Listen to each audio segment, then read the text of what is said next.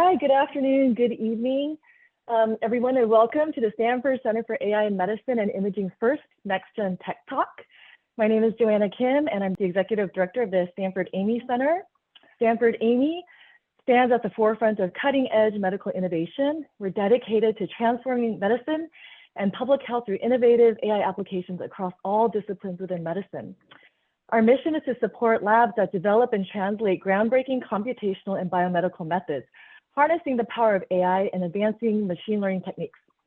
We started our program for high school students back in 2021 with a summer research internship in response to the tremendous interest we received from high school students seeking learning opportunities in our field. Very quickly, our internship program gained exciting momentum, and we realized it'd be great to help students everywhere if we expand our program. And so here we are. We're so delighted to launch this new webinar series focused on the field of AI in medicine, tailored especially for high school students. Through the series, you will hear from renowned experts in the field as they share their professional journeys to shaping the future of healthcare with technology. These events are free and open to all, so we encourage you to please invite your friends and classmates. And also the recordings will be posted on our website, aimi.stanford.edu, as well as our YouTube channel in a few days. So before we dive into today's talks, very briefly, we want to share some information about our 2024 Summer Research Internship. It's my pleasure to introduce to you Dr. Ala Youssef, who is an AI researcher at Stanford AIMI and also co-director of our high school AI internship program. We've both been very passionate about mentoring and helping students in any way we can. So Ala will share briefly about our internship program, and then we will dive into the highlight of today's webinar, a talk by Stanford AIMI's director, Dr. Kurt Langlotz, and with a discussion moderated by two high school students who are also former interns of the AIMI Center as well. So we hope you are inspired by today's event, and we look forward to being a part of your AI journey. Ala, please take it away. Thank you, Johanna, and welcome everyone. We're really excited to launch this series, and I just want to give you a brief overview of our summer program. Our summer program is intended to inspire high school students to be able to explore the horizons of AI in medicine, be motivated about the challenges in AI and health, and educate you about, what are the major concerns and challenges AI or machine learning problems we're really facing in the field of medicine. The summer program is really intended to be active, engaging you in both experimental work as well as knowledge. And we also have career and lunch talks. Just to give a quick highlight, last summer we received over 1,000 applications. And so we are always delighted to consider opportunities to expand the summer program and engage this opportunity for larger and broader number of you and audiences. So with this, I would like to let you know that the application is going to be opening up in January in case you're interested. And as well, we're going to have an information session on January 20th. So please keep an eye on that. You will receive more information about that in the chat as well as on the webpage. I'm now delighted to introduce Sarah and Taylor. Sarah and Taylor are two students, high school students, who participated in the first cohort of the summer AIMI program. They have been the winning team, actually part of the winning team for the challenge, and they have really shown amazing capabilities and interest for advancing AI. Sarah and Taylor are senior high school students, and they're really passionate about AI in healthcare. And with that, I would like to introduce them to the stage. I hope you enjoy this session. Cool. Hi, everyone. My name is Taylor. As Ala said, I'm a senior at Menlo School. And I'm really interested in AI and healthcare. Fun fact about me is I play electric guitar. So thanks for having us. We're really looking forward to hearing from Dr. Langlotz today. So first off, Sarah, what are you looking forward to hearing about? Hi, everyone. My name is Sarah. I am a senior at Phillips Academy in Andover, Mass. And today I'm just really excited to learn more about Dr. Langlotz's life story and how he kind of ended up in the place where he is today and why he likes to do what he does. Yeah. Cool. I'm also looking forward to getting more insights into the future of AI in healthcare, especially generative AI. Cool. So today we're going to be hearing from Dr. Langlotz. Brief introduction is Dr. Langlotz is a professor of radiology, medicine, and biomedical data science at Stanford. His laboratory investigates the use of deep neural networks and machine learning technologies to detect disease and eliminate diagnostic errors through analysis of medical images and clinical notes. And, of course, he serves as the director of the Stanford AIMI Center. Well, thank you, Taylor. Thank you, Sarah. It's so nice to be here with you and with all the other students online. I hope you will be inspired today, but I have to say that you inspire me also.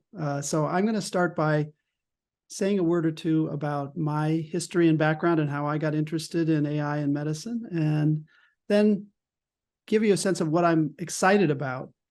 I'm not going to take too much time because I really enjoy and value the question and answer and want to hear what you're interested in and answer your questions.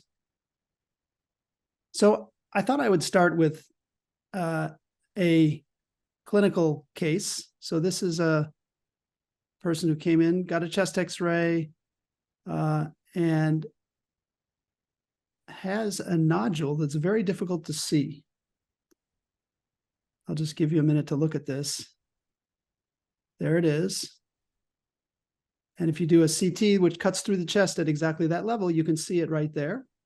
And I have a magnification view as well. And the reason I show you this, and I could give you many other cases like this, is just that healthcare and radiologists need AI. This is a nodule that a radiologist on a good day would see, but these kinds of search tasks can be difficult for human perception. And so we really feel an obligation to try to build tools that help us avoid any kind of mistakes that would miss small nodules like this or any other small finding on any kind of imaging study. All right, with that motivation, I just wanted to give you a little bit of history. So current neural networks really got started with what was called the perceptron, which was something that was published back in 1958. And you can see it very much kind of foreshadows a neural network. You have some inputs, you have some weights, a weighted sum, and you get an output. I actually got interested in this when I was an undergraduate in college. This is my undergraduate thesis, all about neural networks. And these networks didn't work very well, honestly, because we didn't have much data and we didn't have the kind of powerful computing that we have today. So now with data and computing, we're able to build neural networks of a size that actually can do some good things, as you know. But I think the conclusion then was that these are pretty small, very limited, don't really solve many practical tasks. And that was true for 30, 35 years and then changed earlier this decade. After I was an undergraduate, I went on, I got a master's in computer science. It was the first program here at Stanford that really focused on AI. It was an AI track within the computer science master's. I used a language called Lisp, which is more suited to symbolic computing rather than numeric computing. So we did a lot with logic back then until we realized that actually most problems, particularly in medicine, aren't solved very well with kind of syllogisms and logic. It's really more about probabilistic inference. And then I went on to get a PhD in what was then called biomedical informatics. Today, that's our biomedical data science department, really houses that same PhD program. But that was the first year of the program. And I was thinking then about, in my PhD thesis, about this difference between logical or heuristic thinking, where you can use rules to work things out, versus decision theoretic and probabilistic approach, which is really what we would think about today as the optimal approach, and how those two related and how we could transition from one to the other. So, and that's me with my dissertation right there. Since then, I've had a career that's really bridged across multiple areas. So I really enjoy the informatics and AI research. I do still have a role with our hospital where I help manage the digital systems that support our clinical radiology practice. I've been involved in creating many kinds of standards that connect our systems together and help us communicate better between different kinds of physicians, doctors, and then entrepreneurship. So I think if you're working in software, it's often the way that software that you build makes it into the world and benefits customers, in this case, hospitals and patients and clinics. I'd say more recently, my career has shifted more towards the research and entrepreneurial side, but I still have lots of interests in those other areas as well. So it's interesting. So after I finished my graduate work, I then trained as a radiologist. I went out, I did all my work, undergraduate work here at Stanford and graduate work. And then I went out to the University of Pennsylvania and trained as a radiologist for 5 years. And then came back here, well, worked there for 25 years, working on communication, text analysis, really not much with images. But I came back here in 2014. So this was about 10 years ago now, almost 10 years ago. And in 2015, there was a celebration of the 50th anniversary of the computer science department here. And Fei-Fei Li, one of my colleagues here at Stanford, who's just published a book, by the way, you could look her up on Amazon and find her new book, which talks a lot about the history of her history as well as the history of AI. But she showed this figure, which was the picture of a breakfast table. And you can see that all of these captions are generated automatically. So bounding box around objects and then descriptions of objects, cup of coffee, plate of fruit, banana slices. And so when I saw that, and I think when many others saw that, we, particularly as radiologists, we say, well, that's what I do. I look at images, I find different abnormalities, I describe them in text. And so the application of these methods to medicine really struck home. And that's what caused us to start the AIMI Center. And we now have over 150 faculty across 20 departments here at Stanford who are all interested in these same areas. And we've developed a lot of collaborations across Campus Drive here between our School of Engineering and our School of Medicine.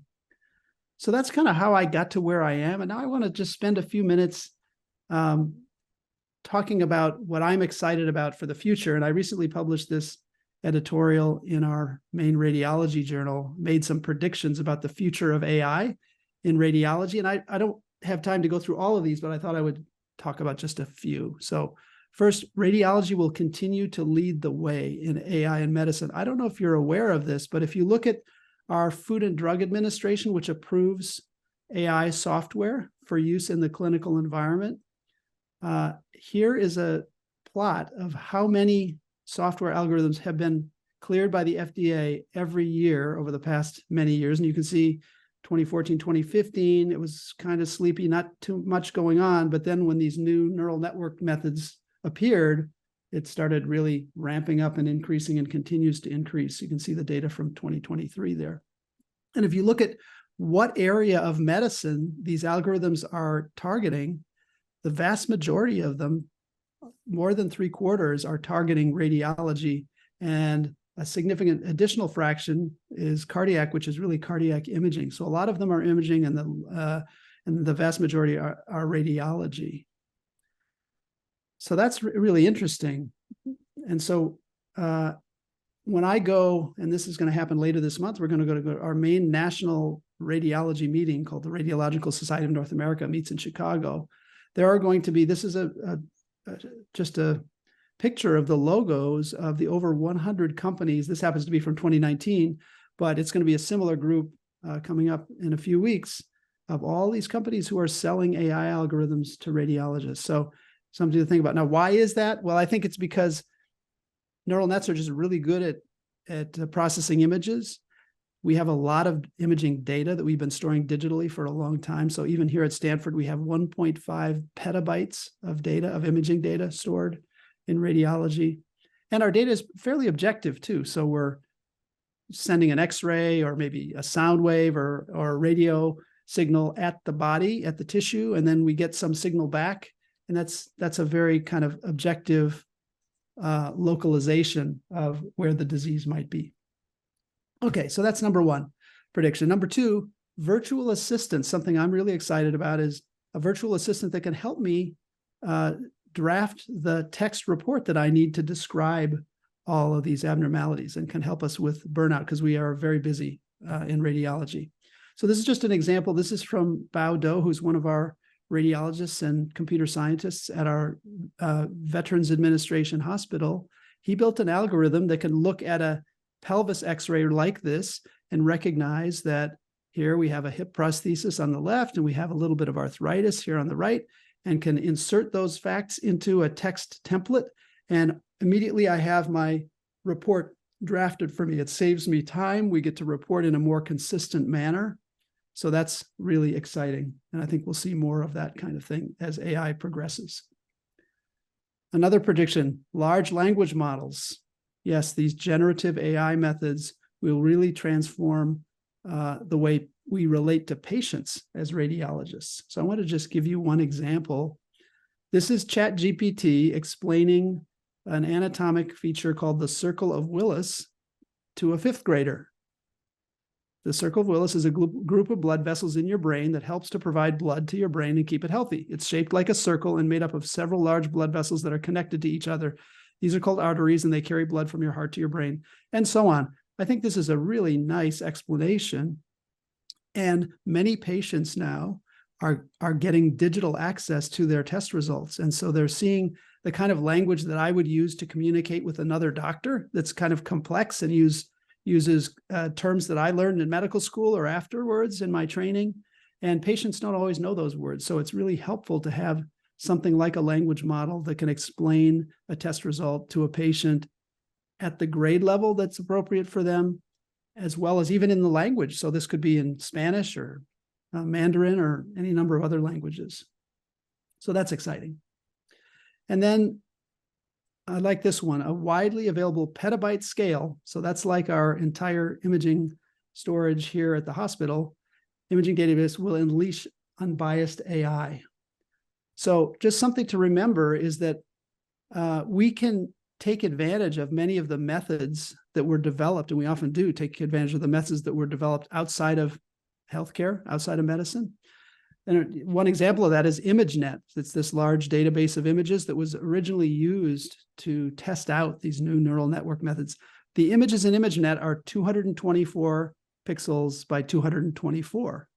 And then if you go to a generative model, something like DALL-E, where you can give it a prompt like, show me a hippopotamus in a pond with lilies in the style of an impressionist painter, it might give you this image. And those images are 1024 by 1024, which is about the size, coincidentally, of a slice of a CT, where we would take an axial slice through the body, and you can see the liver and the kidneys there. Here's the liver, here's the kidneys, here's the spine. But of course, when we do a CT, we actually get sometimes 100 slices through the abdomen and pelvis. And so it's more of a volume of voxels. And that's just one set of images before we inject some intravenous contrast into the patient's veins.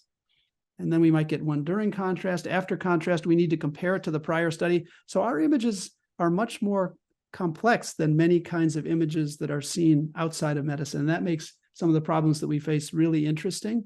And that's why some of the research we do is novel in the sense that we're addressing these new data types. The other thing to think about is these amazing models like ChatGPT or GPT-4, and think about how much data it takes to train them. So 13 trillion, some people estimate, 13 trillion tokens were used to train GPT-4. The biggest text model in medicine is something called Gatortron, which has much fewer. This is a log scale, so significant difference in size, training data set size. Same for images. The largest medical imaging data set is about 16 million images trained, called Red ImageNet. DALL-E, that thing I just showed you, 6 billion images. So big difference. But it's interesting that we're kind of excited about this, that if you just look at the amount of data we have at Stanford, we can actually close that gap. And so if we combine forces, for example, with other organizations that provide healthcare, we could really do something very similar. So that's another thing that we're really excited about. And we're making plans to do that right now. And then last prediction is just that places like Stanford are going to continue to lead the way. And the reason for that is fairly simple. And it's really that, and you've probably heard this before, is that data really matters. And academic healthcare organizations have a unique combination of strengths. So we have the preeminence in computer science and data science here in the School of Medicine and across campus in the School of Engineering. We also have other experts across campus who can help us with the ethics, for example, of these models, or can help us with the medical legal. The law school can help us with the medical legal issues. And then we have right across the street, we have world-class healthcare delivery. We have a hospital and clinics where we're generating healthcare data that we can use to train these models, and can also be used as a place where we can show how these AI algorithms benefit patients. And then lastly, we're really fortunate at Stanford that it's not always easy to make even though it's used for clinical care, but to make it available for the kind of research we do, that's a challenge in and of itself. And we have leaders who have really helped us do that. So that's really exciting. I'll just close with this.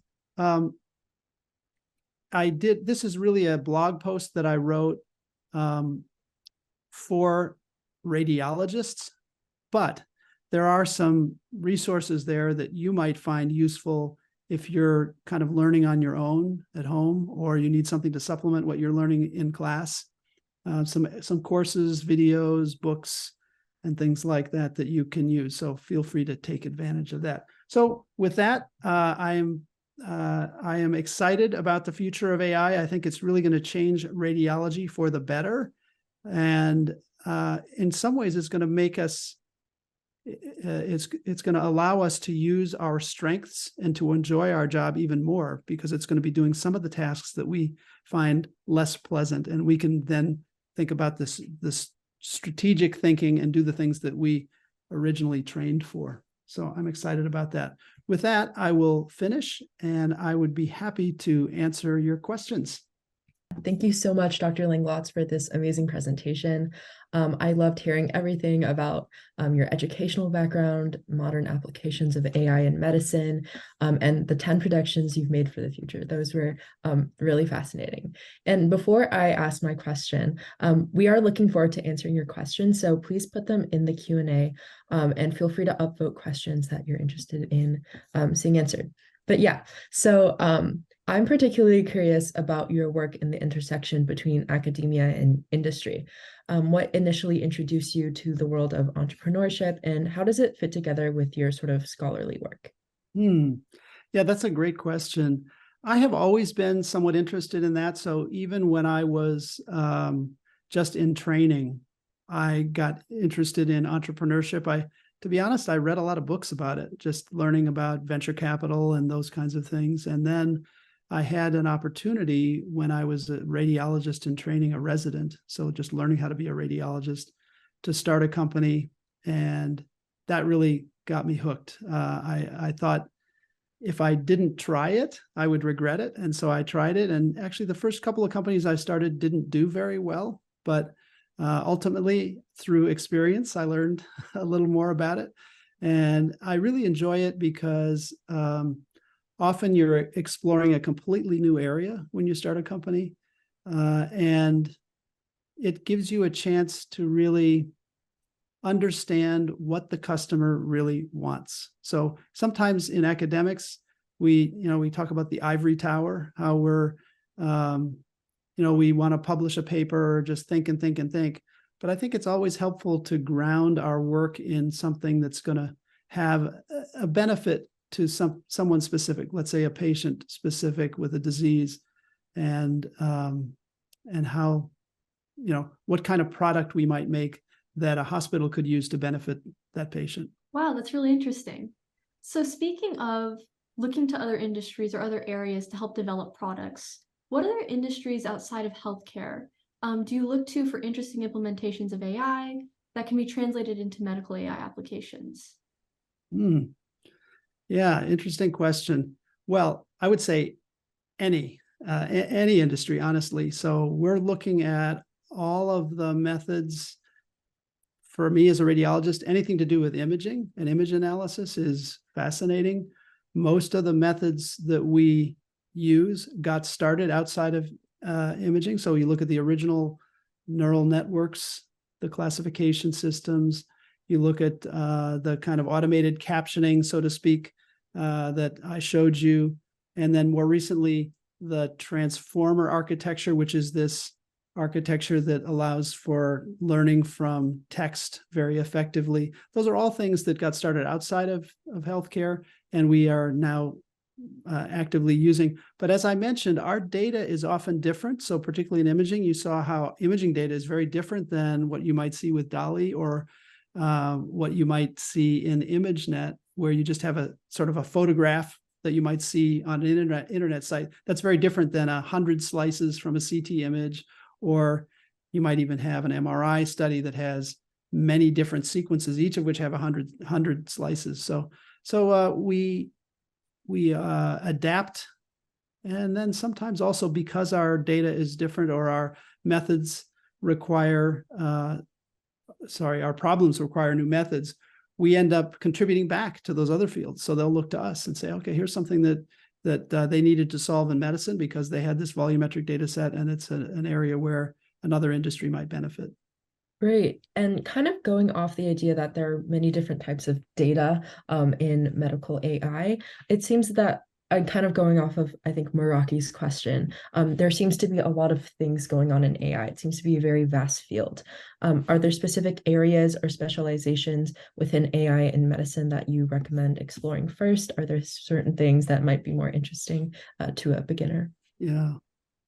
Well, so a beginner, some of the resources I mentioned in that blog post, a beginner could go through, for example, the Fast AI course allows you to very quickly develop just a simple classification model, not even a medical one, but just classifying dogs and cats and that sort of thing. I think that's a great way to start, is with a course like that and some snippets of code that can really get you going.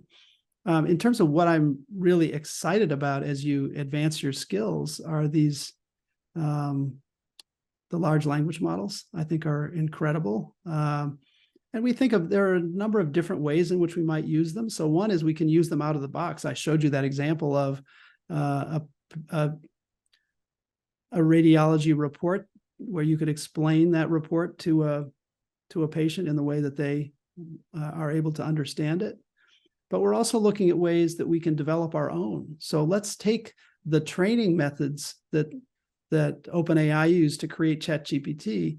Let's try those same methods using purely clinical data. So for example, our 1.5 petabytes of images, along with the text reports that the radiologist produced that describes what's in those images, you have those nice image text pairs, and that can create a nice kind of multimodal solution. And so we're excited about trying that. And then the other way is that we often think about is to take these models and try to adapt them for our purposes. So adapting a model like Stable Diffusion, for example, so that it can create new images. So anyway, those are some of the things that I'm excited about, is the generative models. I guess another one I would say that's exciting is multimodal. So we think about the different types of data, imaging, then there's maybe the notes in the electronic health record, some of the lab values, even genetic information about the patients. That's an area where we've really never brought that information together in exactly that way. And so it's looking at how AI methods could look at all of those data together on a single patient and draw some inferences that maybe no one has ever thought of before. So that's kind of interesting, that kind of scientific discovery. That's super cool. Yeah, I think we all, especially starting off in AI, remember like our first models with like cats and dogs and Exactly. Yeah. So we have a question incoming that's asking about, would you recommend people start in more of like a science-based field, for example, pre-med, or in a more technical program like computer science or statistics? Yeah, that's a great question. I'll tell you a story from my past. So when I was an undergraduate here at Stanford, Stanford actually did not have a computer science undergraduate major at the time. It's kind of amazing to think about that, but it was fairly early days.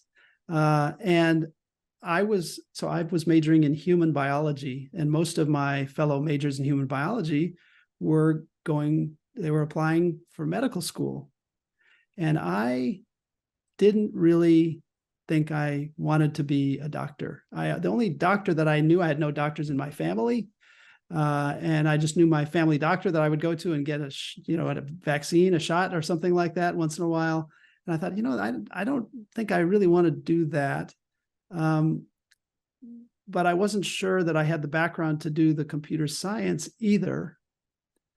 And I thought I was making this big momentous choice for my life. Like, am I going to be a computer scientist or am I going to be a doctor? And, you can kind of see what happened. But back then it seemed like a big choice. And I decided to do the master's in computer science. And of course, when I did that, they said, oh, you're kind of a biomedical guy. Why don't you go talk to this guy in the medical school who does computer science research in medicine? And then as soon as I saw that, I said, wow, well, that's what I want to do with my life. But I think if I had made the other choice and I'd said, you know what, I'm going to go to medical school, I might have said, yeah, this is interesting, but I'm really still fascinated by the computer science piece of it. And I might have then decided, well, I'm going to take some time off from medical school and get some computer science degree or training. And I probably would have ended up in pretty much the same place. So that's what I always tell my children and other young people who are making these choices is it seems like a very difficult choice and that you're at a fork in the road, but actually over the course of your life, you're going to make lots of twists and turns. And if you have these kinds of interests that are at the intersection of different fields, you're probably going to end up in a place that's very similar, regardless of the order that you take. So I guess my answer is I'm not sure that it really matters very much. And I would, look at what the opportunities you have right now and what's available to you and what you seem to be enjoying the most and go with that. And I think that's going to work out in the end.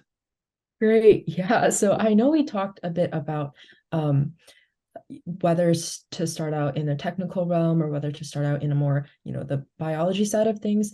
But I'm wondering generally if there's room in medicine and AI for the more humanities side. So I know recently there's been a lot of talk about regulation, about ethics in AI. And I was wondering where maybe ethicists or humanities scholars can, contribute to medicine and AI.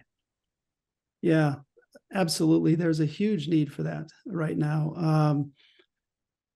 We, in fact, have a new initiative here at Stanford called Raise Health, which is all about the responsible use and implementation of AI. And so responsible AI for safe and equitable health is Raise Health. And we think about it very early in the process. So even as we're developing a new algorithm, you need to think about who's in the room, who's deciding what question even should be answered.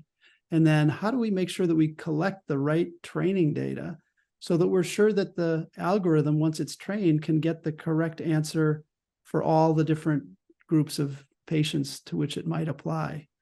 If you're not thinking about those issues at the very beginning, you can develop algorithms that are biased, even with the best of intentions. And there have been many, many examples of that. So we collaborate in many instances with ethicists here in the School of Medicine to help us think through those kinds of questions. That's really interesting. So yeah, sort of more on the ethics side, kind of thinking about the concept of human error. So we have a question that's talking about how they understand the concept of AI in radiology to eliminate human error. So, however, AI can make a lot of mistakes as well or be biased. So as AI progresses and becomes more common in medicine, how much supervision do you think is going to be needed for AI models in practice? One way to look at it, I'm not sure we'll ever eliminate errors. I hope we could, and we can certainly, that's a great goal to have. But I think that both humans and machines will make errors. They're not going to be perfect. The nice thing, if you want to think of it that way, is that humans and machines typically make different kinds of errors. So we have different kinds of expertise. So the combination of the two working together is likely to be better than either one alone. So I think there always will be a human in the loop. And I think the humans are going to value, if we build the right kind of AI algorithms, are going to value the assistance that the algorithms provide. And so you'll have this kind of team approach, machine and human working together, each with strengths and weaknesses. And I don't know that we've fully worked out exactly how that collaboration works best, but even just the early work where you have a machine that says, hey, notice this nodule you might have missed. That shows that generally humans are improved by having that advice. But at the same time, it's always helpful to have the human in the loop to interpret the AI results and to integrate it with all the other data that the machine might not be aware of. And sort of building off of that, I think this is one of Ella's questions, but given like certain problems or certain maybe medical conditions where there isn't sufficient training data, how do algorithms, how does AI sort of fit into those scenarios? Yeah, we have a number of areas where we don't have enough training data. Training data is expensive even in the best of circumstances. So when we, for example, are looking at an algorithm, building an algorithm to find pneumonia on a chest X-ray, we have to label those chest X-rays so that we can understand the accuracy of the algorithm and train it from those labels. Sometimes we can automate that. Often we can't. And so I think, that's one area where we have those concerns. The other is rare diseases. So where there just aren't enough examples of the disease to train from. One of the hottest areas in AI research right now is developing methods that reduce the need for labels. So for example, these foundation models, these models where we pre-train on a large amount of data, like ChatGPT did for text, right? The way that it trained is it kind of plays a game with itself where it has a large amount of text and then it obscures a word, hides a word from itself and tries to guess the missing word, and then does that over and over and over again. We can do that the same thing with images. We can hide a part of the image and have the algorithm try to predict what would be behind that hidden square. We can also do things like pass in images and text, and sometimes the text describes what is in the image, and sometimes it describes something completely different, and ask the algorithm to guess whether the text matches the image or not. And so going through those kinds of it's called self-supervised learning, using those methods, we can build up the capabilities of the neural network to understand what typically appears in, let's say, a chest X-ray or a CT of the abdomen or something like that. And so that can dramatically reduce the need for that labeled training data. So that can work well for rare diseases. It can work well just whenever labeling is expensive. And so those are some of the ways that we try to handle that problem. That's really interesting. We have another question also in the similar vein of different types of data.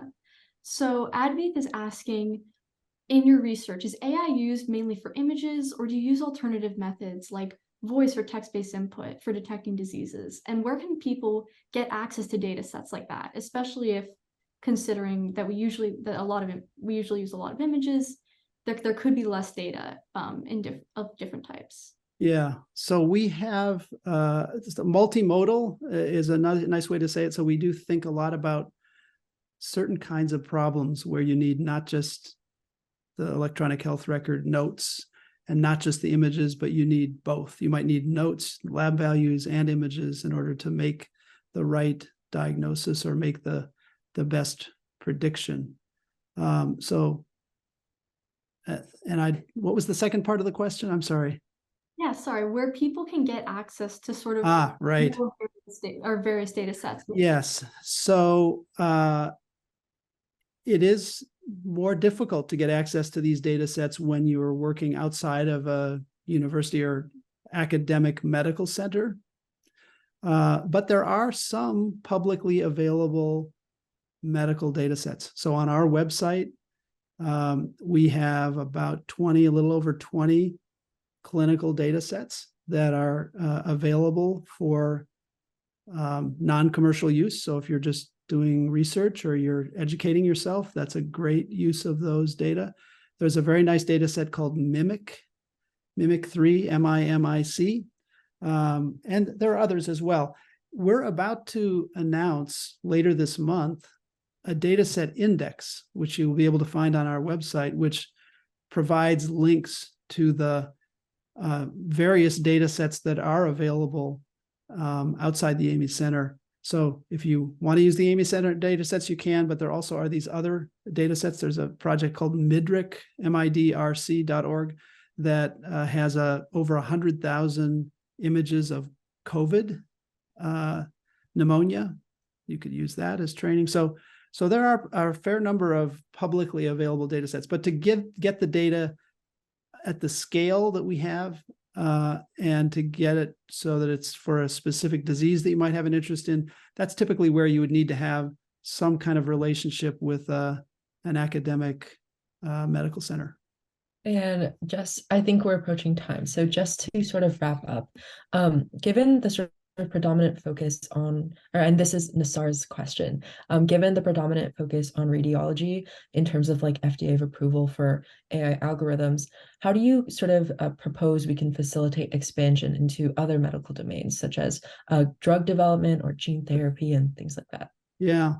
Well, so there are sort of two steps to that, right? So the first step is imaging, beyond imaging. There's a lot of work going on beyond imaging, using, as I said, text data, electronic health record data, and we will see a great deal of that work, and that will make its way through the FDA. So there'll be growth in all of those areas. So that's one thing that I feel very confident about.